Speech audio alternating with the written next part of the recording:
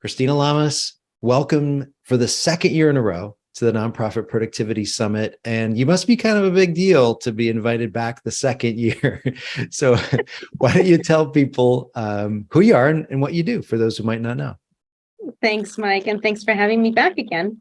My name is Christina Lamas, and I work as the Executive Director for the National Federation for Catholic Youth Ministry. We're a nonprofit organization that work with anyone who is passionate about working with young people on the intersection of their faith and their life, and how do we accompany them to have that closer relationship with Christ. And you and I have a little bit in common in that I think we both became executive directors in 2016. Yes, 2016. There we go. Just a few years ago. Amazing. Nothing's happened, right? Nothing's happened since then. No, nothing's happened in the world. No, it's been just a boring stretch of 7 years.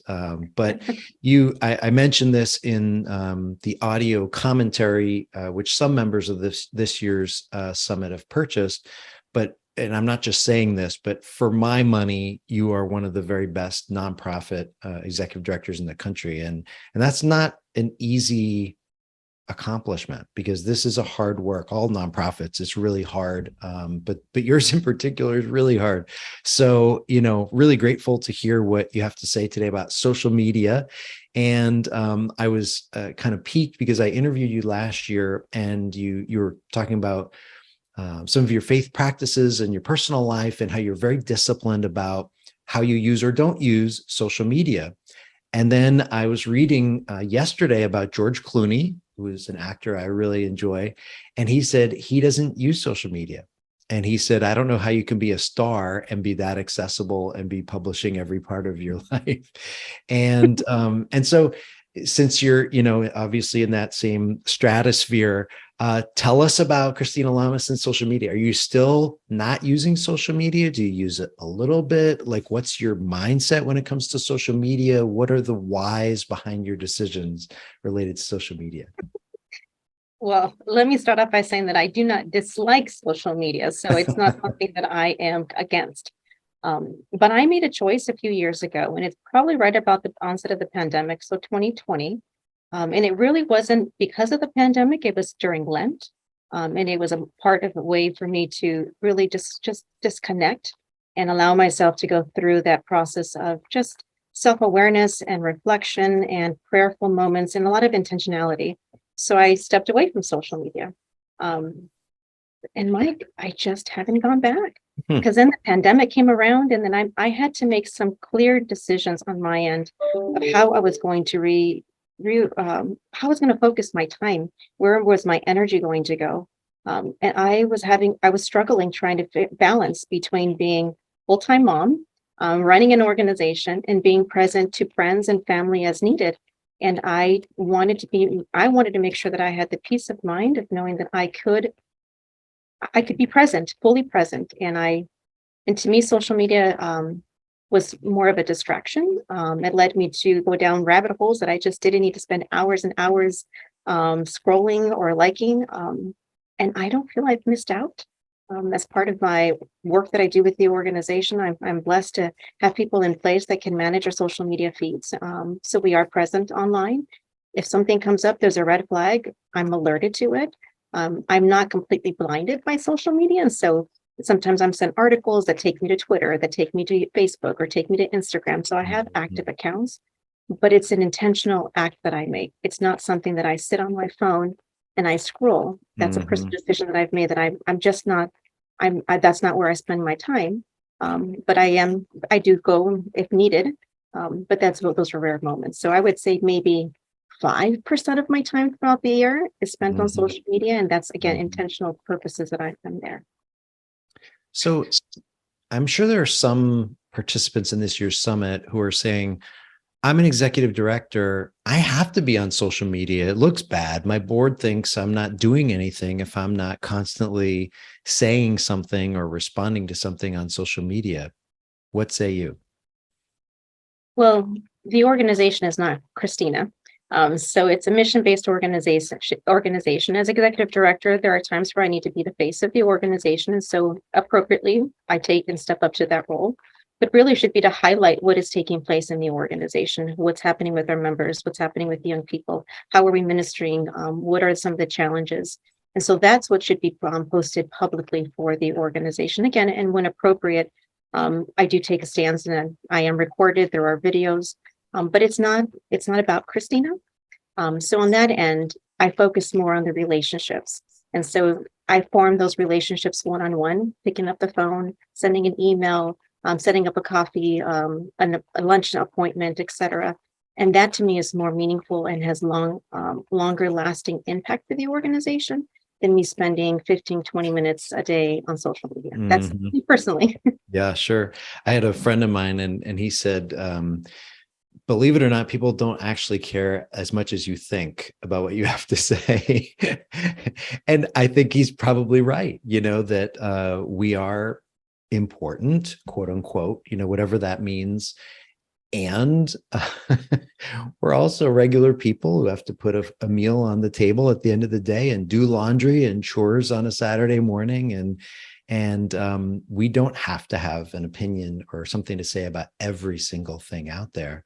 I remember a few years ago, I made a decision. I wasn't going to say anything about politics. And the reason for me, like you're saying, a personal choice, I became so anxious whenever I would say something related to politics on social media. And then I would work, did I say the right thing? Maybe it should have been shorter. Maybe it should have been longer, And then I would spend minutes or more kind of rehashing that. And I just thought, what an awful use of my time.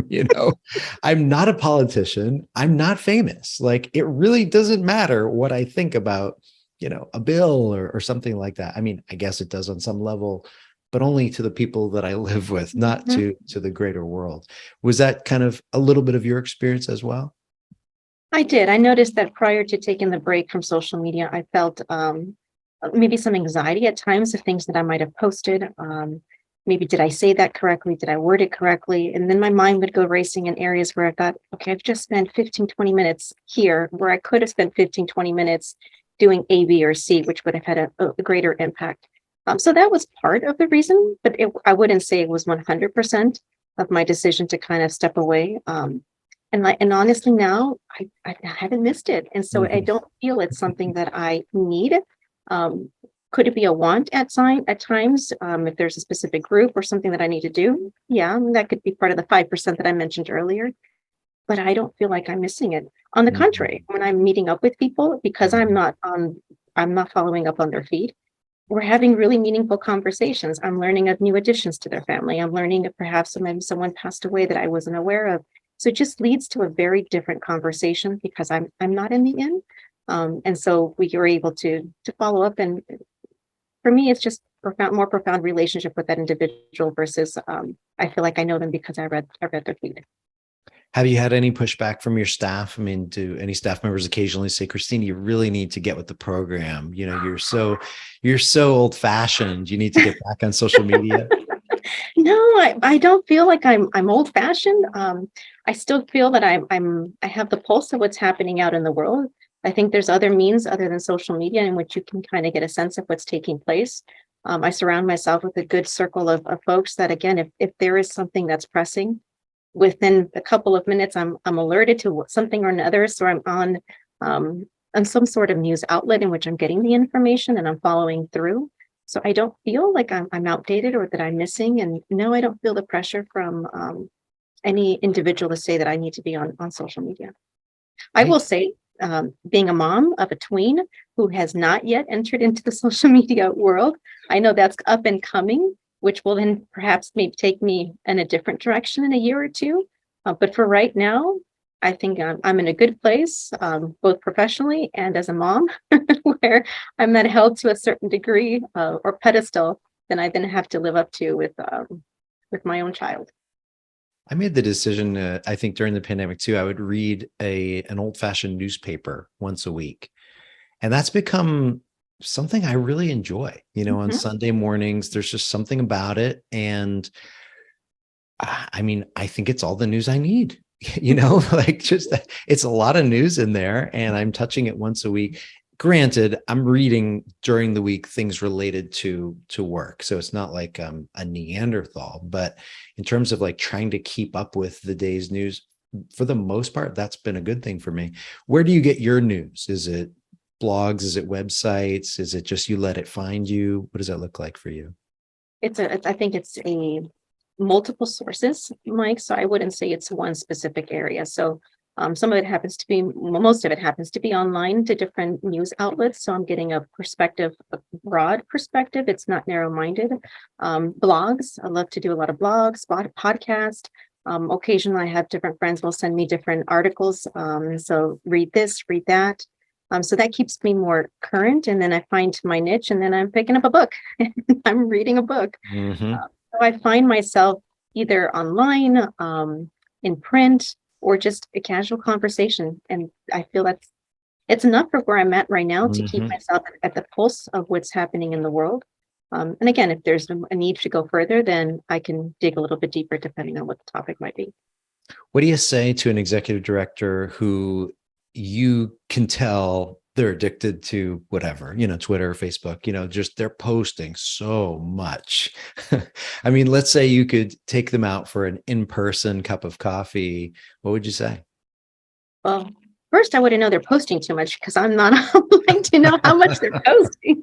But I honestly would respect where they're at, Mike, because for some that is a sense of community, and social media. So I would never speak negatively because I've known and have many friends that this is where they find relationship, they find meaning, they find community. And if that's filling a need for them, that's great.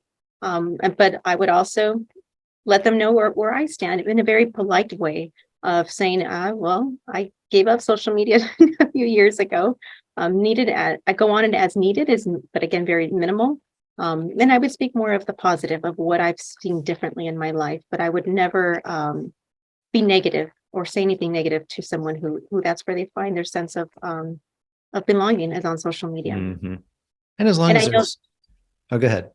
no, I was just going to say, and also because of the population that our ministers, that the organization I work with is young people. I mean, young people on social media are key. I mean, this is what they're finding their source of friendships, and they're going to facts and information, which may not all be as credible, but this is their place of being. And so I don't want to speak negatively of something that for so many it is positive for them. Mm-hmm.